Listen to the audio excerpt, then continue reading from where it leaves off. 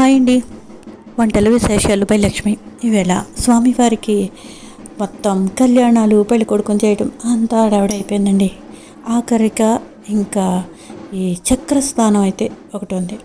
అది ప్లస్ పుష్పయాగం. స్వామివారికి ఉయ్యాల సేవ అయితే ఉన్నాయి. దంపతి తాంబూలాలు అవేనండి. ఇంకా అన్నిటికీ వన్ బై వన్ వీడియోలు అయితే మీకు పెట్టేస్తున్నాను. ఇప్పుడైతే ప్రస్తుతానికి చక్ర స్నానం అయితే మీకు వీడియో ఇప్పుడు చూపిస్తున్నాను. స్వామివారికి పొద్దున్నే అయితే చక్ర స్నానం. ఏమండి, చక్ర స్నానానికి వెళ్ళేటప్పుడు మనం ఎలాగ అక్కడ చేస్తాం కదా అని అనుకొని స్నానం చేయకుండా అయితే వెళ్ళకూడదు.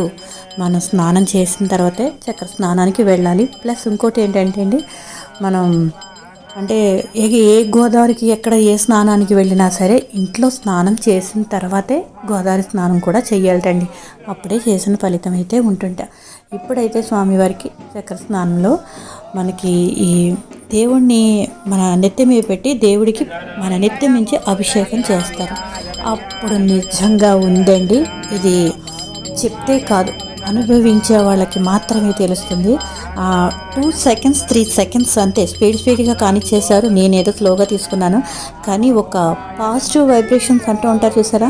దేవుడు మన నెత్తి మీదకి మనం రోజుల్లో ఎలాగా ముట్టుకోము, అసలు ముట్టుకోకూడదు విగ్రహాలు. నవేను పంచలోహాలతో చేసిన విగ్రహాలు, పూజా విగ్రహాలు ముట్టుకోరు. ఆ పంతులు గారే మన నెత్తి మీద పెట్టి స్నానం చేయిస్తున్నప్పుడు స్వామివారికి ఒక ఒళ్ళు అయితే నాకు ఒక రకంగా పాజిటివ్ వైబ్రేషన్స్ అంటారు. అది ఎలా ఎక్స్ప్లెయిన్ చేయాలో కూడా నాకు తెలియట్లేదు.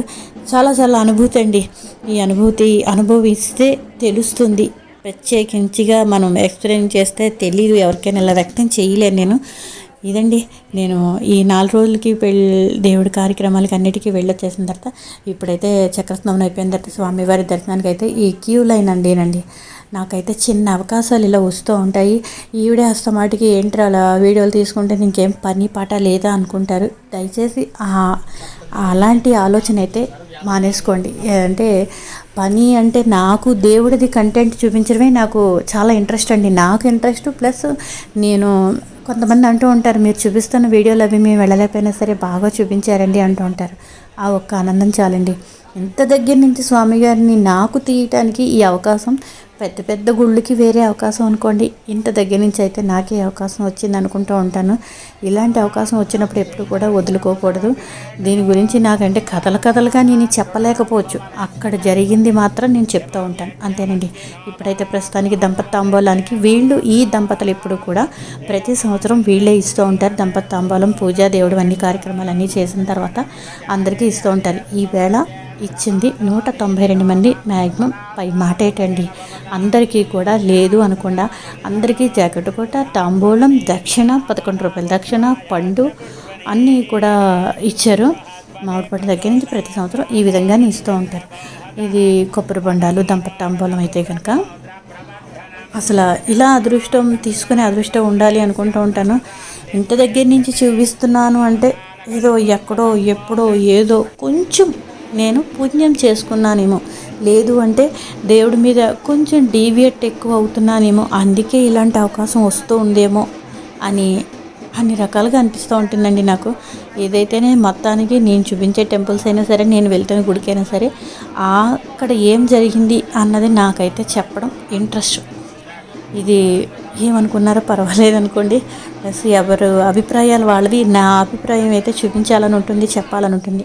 ఇప్పుడైతే ప్రస్తుతానికి దంపతి తాంబూలం అయితే అందరూ దంపతులు అయితే కొంతమంది ముందర దంపతులు అయితే వచ్చి తీసుకున్నారు. దంపతి తాంబూలాలు అయితే ఇక్కడ పెళ్ళిళ్ళు కూడా జరుగుతున్నాయండి. చాలా చాలా బిజీగా ఉంది ఈ వేళ కూడా అయితే మాత్రం.